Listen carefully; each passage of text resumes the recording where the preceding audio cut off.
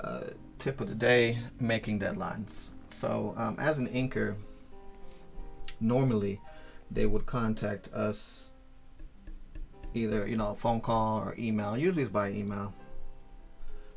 They'd be like, "Hey, we got some work for you to get done. Are you interested?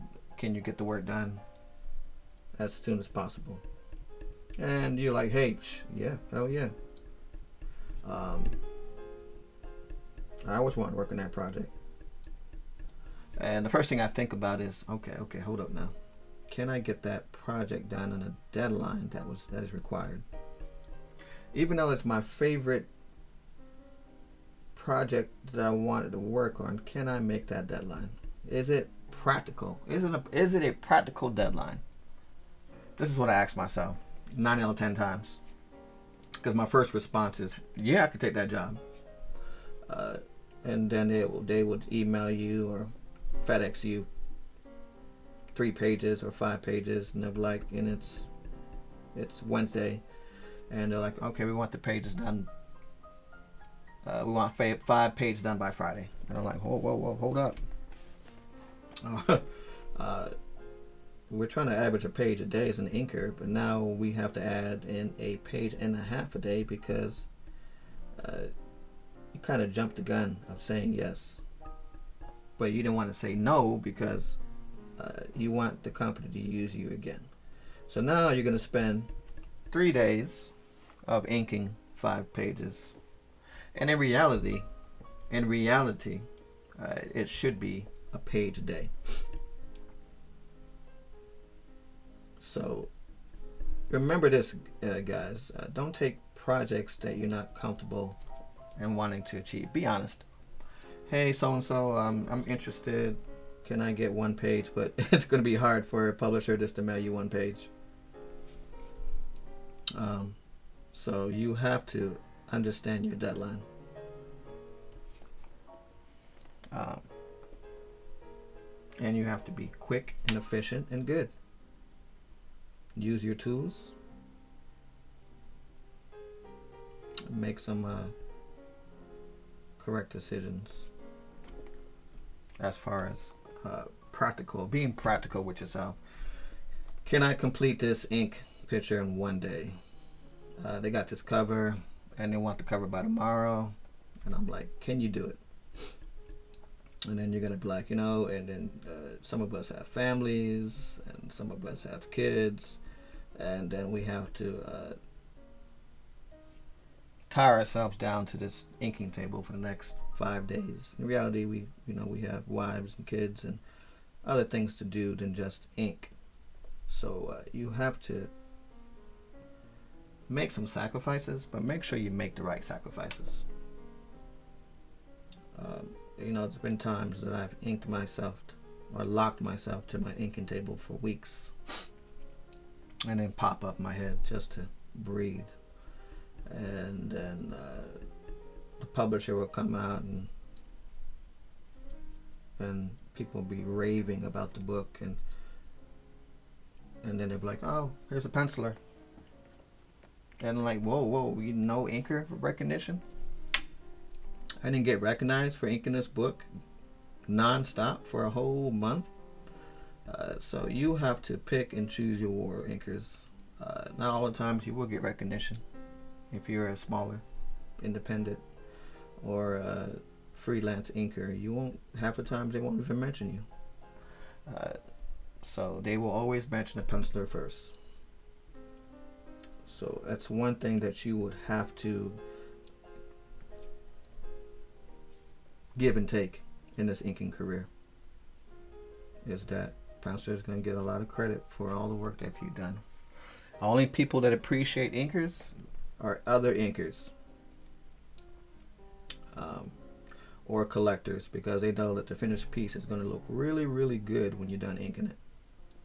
But as far as fans, I would say fans would not even know what your job is. And you'd be like, I'm a finisher. Okay, what is that? A tracer? No, I embellish the inks. I finish inks. So you have to pick and choose. And it took a long time for me to take a step back and be like, you know what, I'm not gonna take it personal. So guys, don't take it personal when you're inking. When you're spending more hours inking the picture than the artist is drawing a picture. And there's some stuff that I got that wasn't even drawn. There was some stuff that was scribbled that I had to make look like Picasso. And they should have said, from Rivera and from this. And I've seen a lot of inkers that do that. Artists do give them credit. And I'm an old school inker, so I'm going to call some old school names out. I see Scott Williams do that on Jim Lee stuff. Gets a lot of credit. Jim Lee does respect his inkers. I believe I've seen Mark Silvestri do it for Weems and Bat, and I've seen David Finch do it extremely well for Matt Banning. When they, I don't know, when they co-written or co-produced. Got the book right next to me.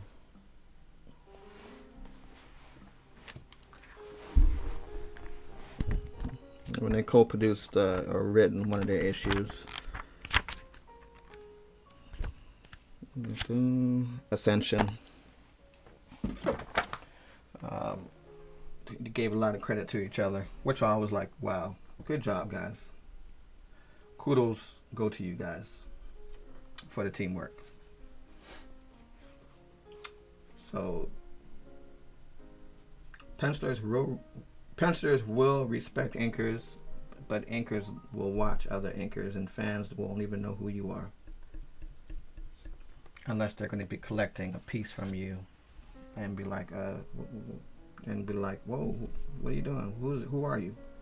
I'm the inker, and they will want to buy the original from you because it looks amazing. So I think I was collecting Clayton Henry stuff, and I want to say it was Morales inking it. I'm like, man, his inks are beautiful. I haven't had the pleasure of beating Morales yet, but I've collected a lot of his work because of his inks traditionally, and of his attention to detail. I think he's amazing with attention to detail. I think his name is Mark Morales. Yes, and he has a great eye for detail, sort of like myself. So, and that's an inker appreciating another artist and inker. I don't think somebody that's reading the issue would even notice or even remember our names. Especially reviews. I watch a lot of reviews, and they would rave about the reviews, and there's a couple that they will mention the inker and the whole artist and the colorist. But you got to be mindful. It doesn't happen all the time.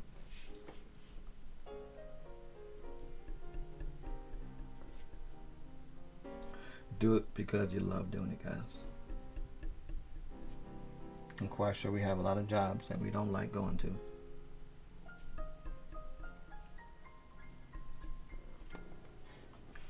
But in our inkers world, we know inkers on our top hand, how many inkers we like and names. So allow yourself to be good.